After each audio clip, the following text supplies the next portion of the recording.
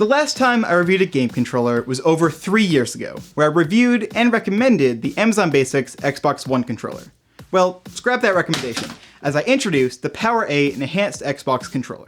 At around $35, you'll be paying about half of what the brand new wireless controller costs. So how does it stack up against first-party controllers, and by extension, what is the state of third-party controllers in 2021? For the sake of transparency, all testing was done using a Windows 10 PC, and I'll be comparing against the original Xbox One controller, not the Xbox One S or Xbox Series redesigns. I also own the enhanced Spectra version of this controller, which is identical to the standard enhanced controller, but with the addition of LED lighting and trigger depth adjustment. And I'll elaborate on this later in the video. First impressions with the controller are incredibly positive.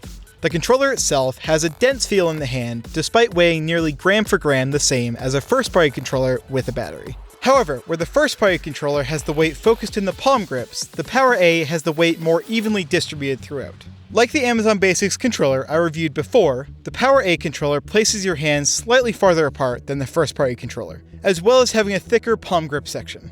Durability-wise, no matter how much I squeeze the PowerA, it barely creaks, and I really enjoyed the soft touch plastic on the front. It feels smoother and grips nicer than the front on the first-party controller, and the back textures feel about equal grip-wise. I can't comment on how it compares with the newest generation of Series controllers, but for the entire time I used the PowerA controller, it felt grippy and secure in my hands no matter how sweaty they got. As a whole, the PowerA is a really solid, good-feeling controller that I got used to right away. Slightly ergonomically inferior to the first-party controller, but a lot of that will come down to the shape of your particular hands. Mine are average in both width and height. Moving to the rest of the physical design, on the bottom there's a 3.5mm headphone microphone combo jack, which worked for me without issue. And on the top is the recessed micro USB port that is pretty much only compatible with the thick 10-foot braided cable that comes in the box. While the lack of compatibility is unfortunate, the included cable does work perfectly fine as a standard micro USB cable,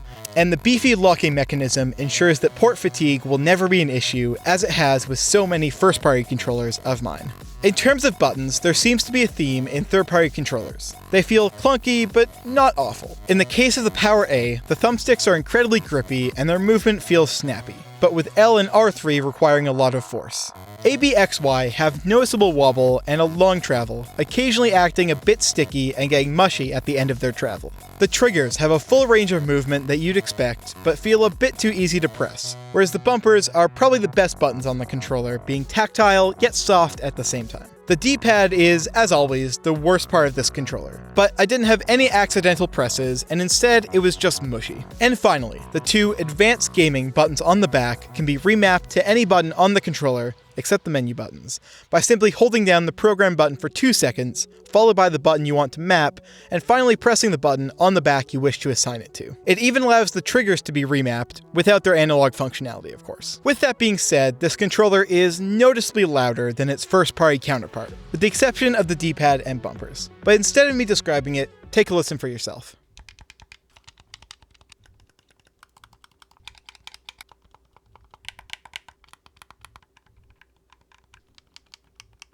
While this isn't a deal breaker for me, I could absolutely see how it could be for others. Overall, the biggest change I'd like to see in the buttons is increased resistance on the triggers and decreased resistance on L and R3. Everything else I can live with for what I use a controller for, which is mainly playing third-person action games and platformers. Something I neglected to mention in my Amazon Basics review was the quality of the vibration motors. And here I generally found them to lack the finesse and tightness of the first-party controller. The right and left do have heavy and light rumbles respectively, just as you'd find on a first-party controller, and before someone asks in the comments, no, this controller does not have trigger rumble, which is present in the Xbox Series controllers. Lastly, as noted at the top of this review, I own the enhanced Spectra version of this controller, which includes trigger depth adjustment and colored LED lighting. The depth levels work just as you'd expect, but the LEDs lack any uniformity and are limited to the 7 built-in colors, as well as an off and cycle mode. I'd say only consider this option if the price premium is $10 or less, and you really want LED lighting or the trigger depth adjustment. Otherwise, it's the normal enhanced controller in every other way. At the start of this video, I asked about the state of third-party controllers in 2021. And now, with the context of the PowerA controller, I'd say they're about where they were 3 years ago. Certainly buy this over the Amazon Basics controller, but when up against a first-party controller, the PowerA simply lacks polish and refinement. The potential unreliability of a third-party controller is another question. At the time of writing, I have about 25 to 30 hours of gaming time with the PowerA controller, and in that time it has shown no signs of fatigue or failure. But it's always a mixed bag when it comes to budget tech. But all in all, I think whether one should buy this controller, as with all budget options, comes down to price. Anything over $40 and I would recommend against it. But for around $30 or ideally $25, I'd say go for it. As far as the slightly pricier Spectra model, if you need trigger depth adjustments, then your next option is the Elite controller at over $100. And if you want LED lighting, then there's really nothing else out there for you. So the choice is in your hands. As for me, this is my new preferred controller for PC gaming, due entirely to the lock-in connector that more than makes it worth it for me. So as long as it doesn't die on me. If you enjoyed this video, I would greatly appreciate it if you checked out my Patreon page in the description. And while I'm at it, I'd like to personally thank all my patrons for supporting me. Every patron that supports immediately gets access to behind-the-scenes content as well as early access to new videos. If you donate $3 or more a month, you'll get your name in the description as well as get to vote on topics for future reviews. And finally, if you donate the generous amount of $8, you'll get your name on screen near the end of each video. My page will be the top link in the description. Thank you so much for watching, and I'll catch you all again next time.